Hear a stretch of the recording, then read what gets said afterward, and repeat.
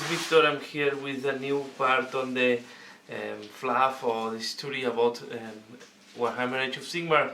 We are here on the third part, and this was the second part on the Realm Gates. Okay, but remember that the first part was the introduction and the starting of the Realm Gate Wars. So here we have on the second part, it's called Balance of Power. And remember that in the first part, or in the previous part, there were two open histories. One in Chamon, where the Stormcast Eternals managed to recover the Galvarath, the Hammer of Sigmar. And then there was another history in Giran, where at the end they managed to find Alariel, but they get surrounded by the forces of Norgal. And the Stormcast Eternals, together with the Sylvaneth, the surviving Sylvaneth, they were trying to escape from the armies of Norgal. So here we are back to the history, and yeah, we have a little bit of introduction. I will not go again through all this introduction, but it's a little bit of the summary of what have happened in the previous parts. And we go to back to Giran. Here we have Giran's last hope, and remember this that Alariel was found by Gardus, but the army gets surrounded by or get attacked by a big army of Nargel. So they have to fight several battles, and they were forced to retreat and retreat and retreat until they arrive to the edge of a big sea. So they were between the coast, the sea, and the armies of Nargel. So also Sigmar, knowing how strategic is to, so yeah, they were trapped between the armies of Norgal and the sea. But then what happened is, when they were almost considering that they will do the last battle, then there appears what is called a Jotunberg. This is a big creature that of the ice, is one of the like a titanic creature that was a little bit corrupted by chaos, was agonizing, and then Alariel just asked the creature to die. So she just killed the creature, and when this creature just fall down and died, he transformed the sea into an ice sea. So he froze completely the ocean or the sea, giving a way to escape for the army of the Order, for the Age of for the Stormcast Eternals, together with the Sylvaneth. So they start escaping, and this was really like an agonizing escape, where they get pursued by Thorglut. And here I will say Thorglut, who is the leader of the army that is chasing Alariel and the minions of Sigmar. Thorglut used to be a hero fighting for Order, that was captured by Norgal and was put in a pit with all the filth for days and days and days. He was resisting there over any more than any expectation, and at the end he gets so corrupted that he becomes one of the champions of Norgal. So really, Thorglut was one of the Order that didn't embrace in reality Norgals. He was corrupted to the point that now he's one of the strongest Chaos Lords, and he's the one leading the prosecution of the Stormcast Eternals and Alariel. Alariel is in a hibernation state, so she cannot fight at this moment. She's changing, is metamorphing to a new type of, or to a new, how do we say, to a new type of entity. So he's really hibernating, he's not fighting, and the Lady of Beans is leading the armies of Sylvaneth together with Gardus. And knowing that the numbers are very weak, at the end they say, Sigmar also sent reinforcements. The Knights Celsius is another storm host that were sent, try to support Gardus and try to support the Hollow Knights and the Sylvaneth, and try to keep alive Alariel. So they were chased and they managed to do several battles. If we look back to the map, there were some battles that they fight just on top of the sea, and then they have, so there was the battle one here, second battle there, and then they do the third battle here, where what they do is they put an army to stop Nargel, or to delay the Nargel forces, giving time to Alariel and a small force to escape from the claws of the enemies. And here is where we end up all the history in Giran, and we go back to the realm of fire, where we have a history of is introduced one of the new races. These are the Fire Slayers, are introduced for first time in the history here, and there's a fight between the Fire Slayers that have been invaded by the Skavens. So it's really a fight between the Fire Slayers and the Skavens, and there is a moment where the Fire Slayers get. So here we see also displaying the Skavens. Skavens are really behind the Fire Slayers, trying to steal the Urgold, and the Fire Slayers trying to recover the Urgold from the Skavens. And there is a moment where the Fire Slayers get surrounded by the Skavens, and then arrive the Stormcast Eternals. And the Stormcast Eternals help the Fire Slayers to fight against the Skavens. They win the battle, and after this fight, they make offer of alliance between the Fire Slayers and the Stormcast Eternals. So here we see that the Stormcast Eternals start looking for other allies in the realms, and one of the allies they are looking for are the Fire Slayers. And in that case, they managed to make the alliance by saving. So here we have just the Stormcast Eternals arrive and help the Sylvaneth to completely destroy the Skavens, and with that they managed to make an alliance. This is not enough.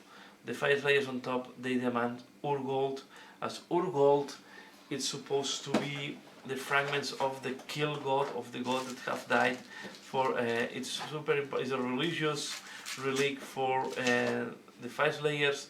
So the only way that the Fire Slayers fight is they are mercenaries, and they ask a part of being being both from the same side. They also ask Urgold, and they ask to be paid for the services. In that way, they give the Urgold, and they manage to have a new allies that are some of the clans of the Fire Slayers. With that, they decide that they want to assault or they want to attack one of the fortresses of Khorne.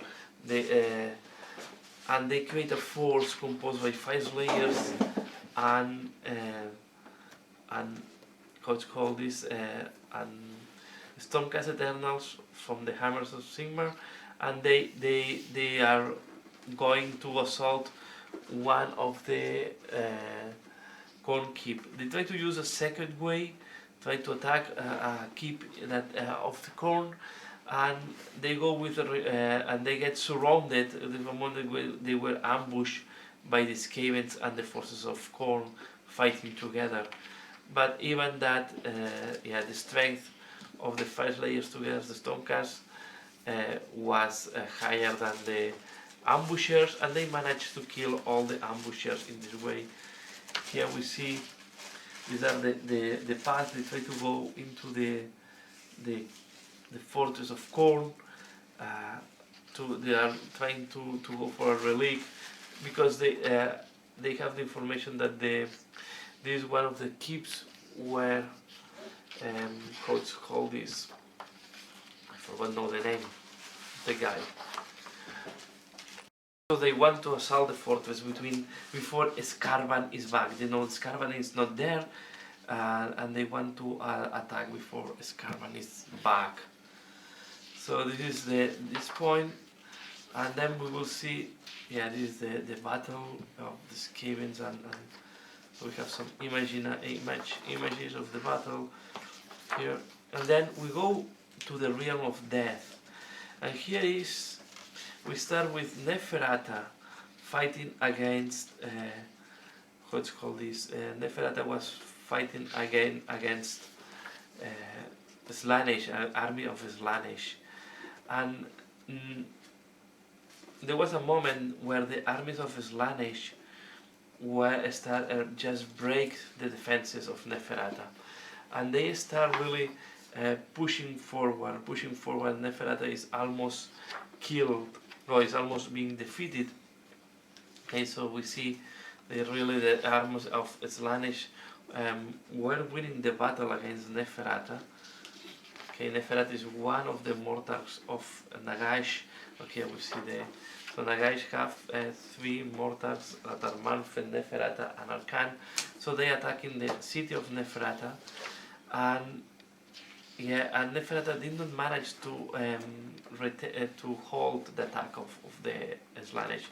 But there was then arrived the Stormcast Eternals, with the objective to try to make an alliance with the undead, with the death faction. So they just arrived. They helped Neferata in defending the city, and they were managing to hold, or to at least to start winning the battle against the armies of the Slaanesh. But then,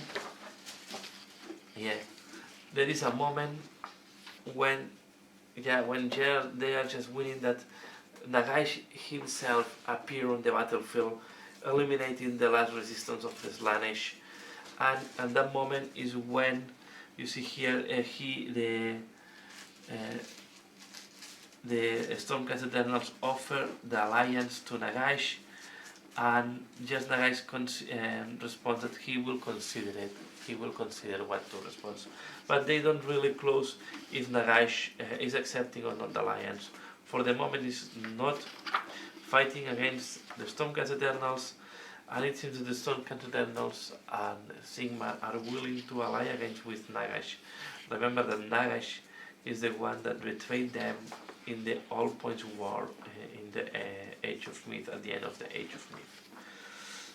With that, we go back again to the prosecution of Nargel and Alariel.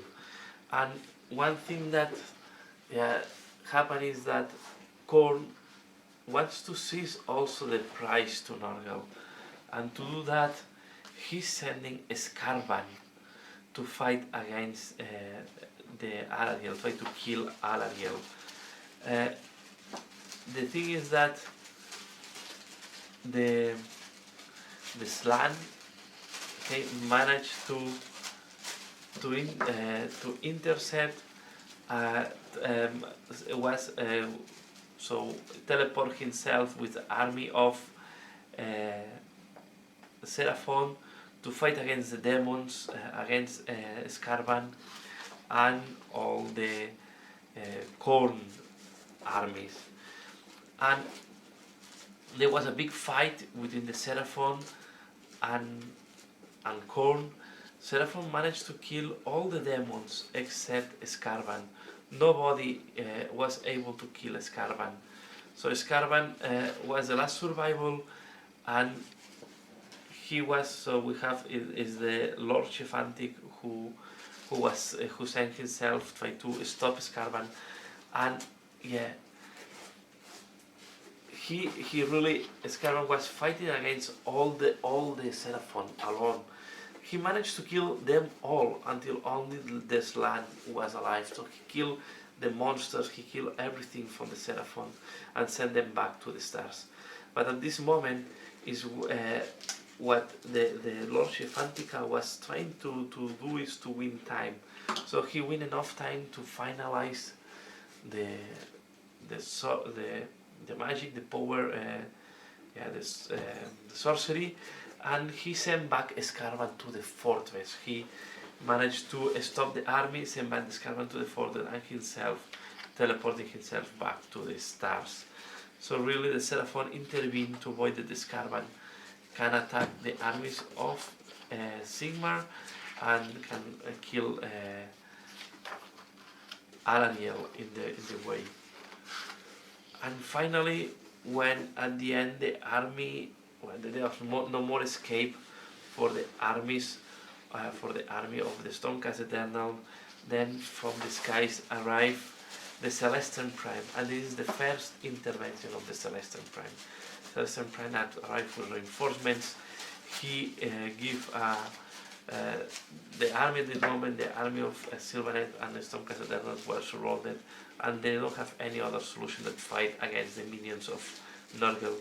So there was a big fight between Nurgle and the Stormcast Eternals, and at the end the Celestial Prime himself killed Torgut, the Chaos, the Nurgle Lord. So he really killed Norgut, and with the help of the Lord Celestan, of the Celestial Prime, they managed to break the army of Nurgle and escape from being and help Ariel to survive the prosecution. So they really managed to avoid that Ariel is falling into the hands of the Nurgle army. And yeah, here is finishing again the battle. So at the end, Ariel managed to escape, and thanks to the help of the Lord Celestan, they managed to score a victory in Giran against Nurgle, and the Khorne was neutralized by the Seraphon. But when they neutralized the army, when they neutralized Scarban, he was sent back to the fortress where the Stormcast Eternals and the Fire Slayers were trying to capture, and just Scarban arrived, and really the battle was not going very well for the Fire Slayers and the Stormcast Eternals. And with the arrival of Scarban, there was not other way for the Stormcast Eternals and the Fire Slayers to retreat and to retreat from the battle before all the army was completely obliterated. So at the end, they had a victory on Giran, but they had here a defeat because the Hammers of Sigmar at the end they need to retreat, and using the tunnel that they used to arrive to the fortress, they used it to escape from Scarban, and finalizing, so being not able to really accomplish the objectives that they have in that point. So, and the last part, we are back to Shaman on the last part, and there is a sub-realm, a small kingdom that is suspended in the time. So it's a kingdom where there is a lot of change, captured inside.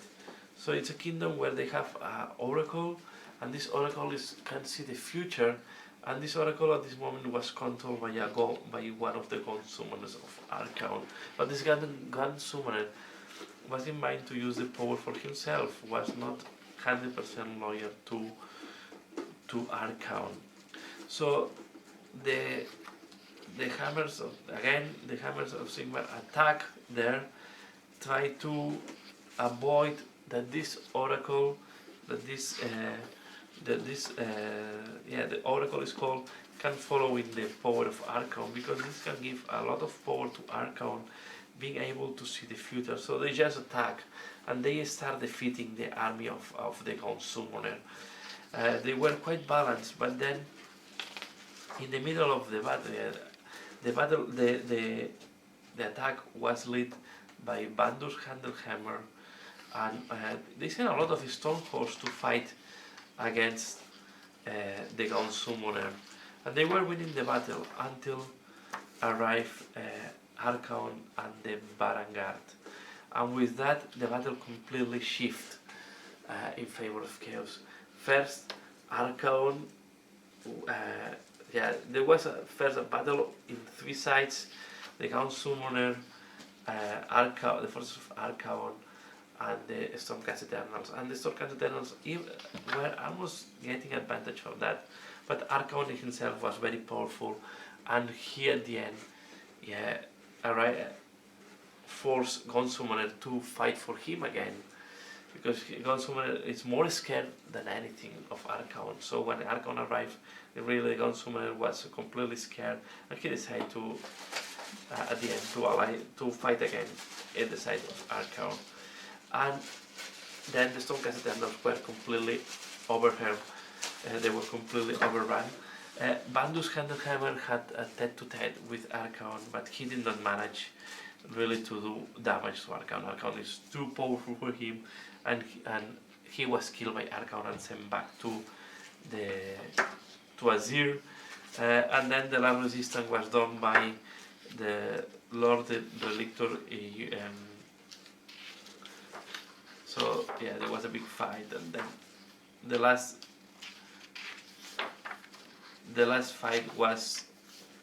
resistance was done by Conus, the Lord Relictor of the Lord Relictor, and at the end, the forces together of Archon, together with the forces of the Gunsummoner, completely obliterate the hammers, the Stormcast Eternals, and they were sent back to Azir. And just the book by Interesting was closing with something that we have not seen before, that is that the Thorglut, who was the Nargel Lord, at the end was converted into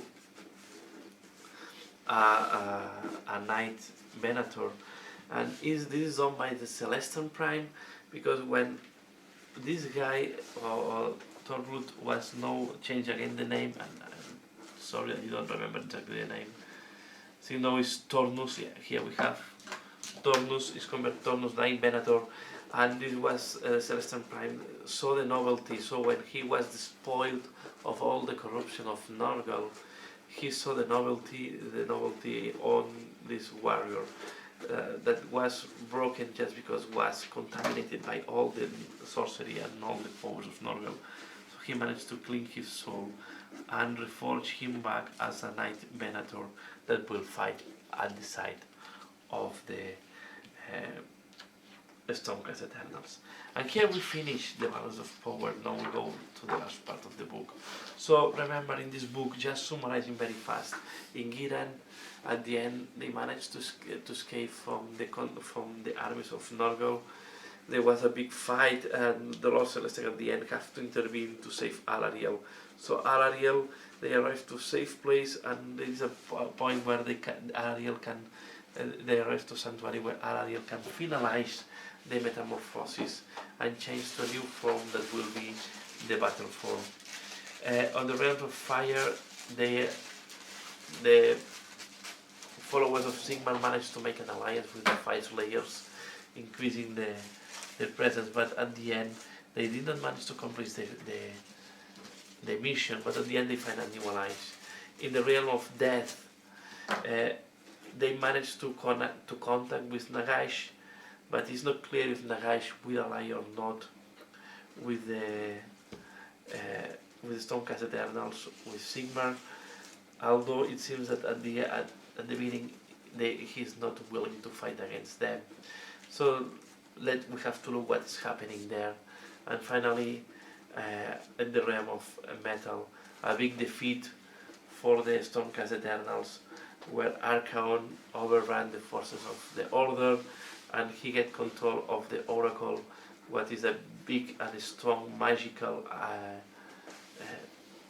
the Oracle will give a big magical boost to Archon, being able to see the future and having a very important ally there. That's all for now. So here we finalize this third part on the history of Age of Sigmar. I hope you find this interesting, and I will come soon with the next part, the part 4, where it's called the God Beast. That's all for now. I hope you enjoy. Please leave your comment below. Let me know what do you think about this. Let me know if you like. Give a like if you have liked it. Share, and also you can support me in Patreon if you want. That's all for now. As usual, thanks a lot for watching, and see you again later. Bye.